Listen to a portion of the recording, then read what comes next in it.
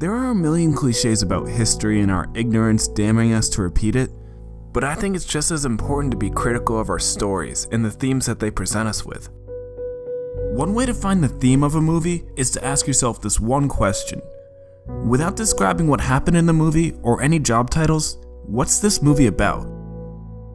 Spotlight isn't about journalism or truth, it's about culture. It's about our biases. It's about Boston. For Boston. Boston.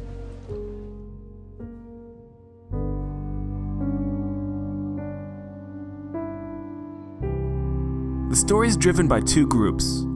A team of reasonably authentic Bostonians. Are you from here? No, I grew up in Ohio, but my mom's from Southie. So you're originally from Boston? I am, born and raised. From where? East Boston. Really? East Boston? And an outsider. So the new editor at the Globe is an unmarried man of the Jewish faith who hates baseball.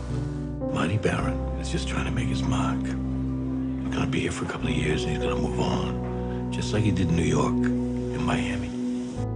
I find that this city flourishes when its great institutions work together. Thank you.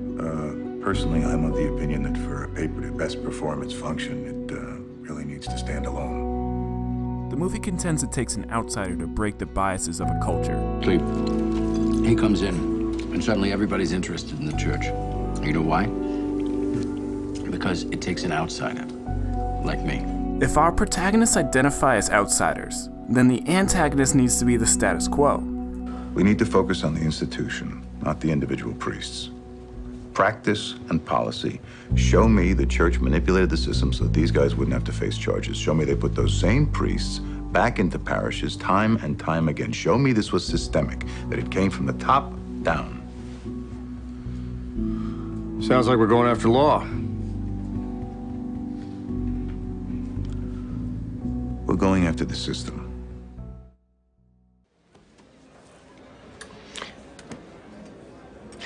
This is how it happens, isn't it, Pete?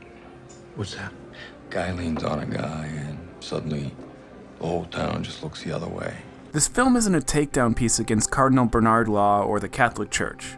It's an indictment of the culture that we are a part of. Mark my words, Mr. Resendez. If it takes a village to raise a child, it takes a village to abuse one. And the film uses this character to illustrate that point. If there were 90 of these bastards, people would know. Maybe they do. And no one said a thing? Good Germans. I don't think that's a comparison you want to make publicly. When the investigation is still small, he functions as the antagonist, merely chloroforming the story before it could get started. Get me something solid or I'm taking you off it. I don't want us chasing our tails on this.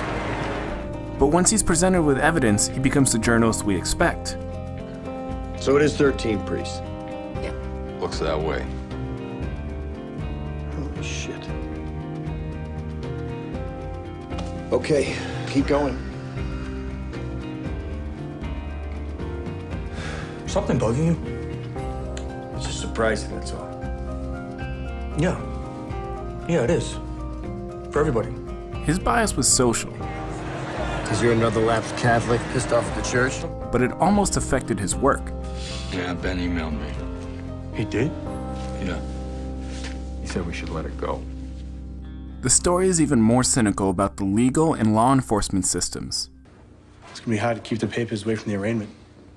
What arraignment? Even if you argue your way around that, the charitable immunity statute caps damages at 20 grand. 20 grand for molesting a child? That is the way the system is set up, yes. The church is tough. Everybody knew, but nobody wants to cuff a priest. The victim has to sign a confidentiality agreement to get the settlement. The lawyer takes a third, and the church sweeps it under the rug. Jesus, it's a freaking racket. We've got two stories here. We've got a story about degenerate clergy, and we've got a story about a bunch of lawyers turning child abuse into a cottage industry. Now, which story do you want us to write? Because we're writing one of them. There's no real hero in the story, because everyone in it was part of the problem. Listen to me, Jimmy. You want to be on the right side of this. This is the church you're talking about, Robbie. Look around. These are good people. Done a lot of good for this city. Could it be 90 priests? What? Could it be as high as 90? Jesus, Robbie. I need to know, Jim. I wouldn't be asking if it wasn't important. You gonna stop this, Robbie?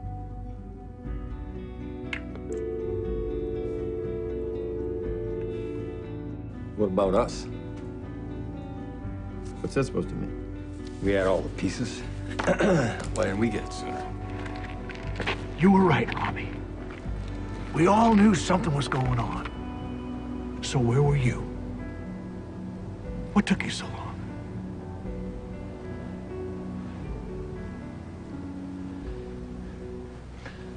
I don't know, Jim. The victory we get is that we are finally strong enough to break the cycle. But even then, our strongest protagonist is just as guilty as everyone else. McLeish sent us a letter on 20 priests years ago. Sasha found the clip. You freaking kidding me? 20 priests? When?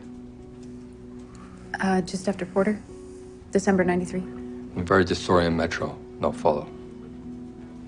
That was you. You were Metro. Yeah, that was me. We're in the middle of another sex scandal, and the public shares a level of complicity in this one too. And I don't know the solution, but our biases have caused us to litigate history again because we can't be bothered to be critical in the present. And beyond that being morally wrong, it's entirely unsustainable.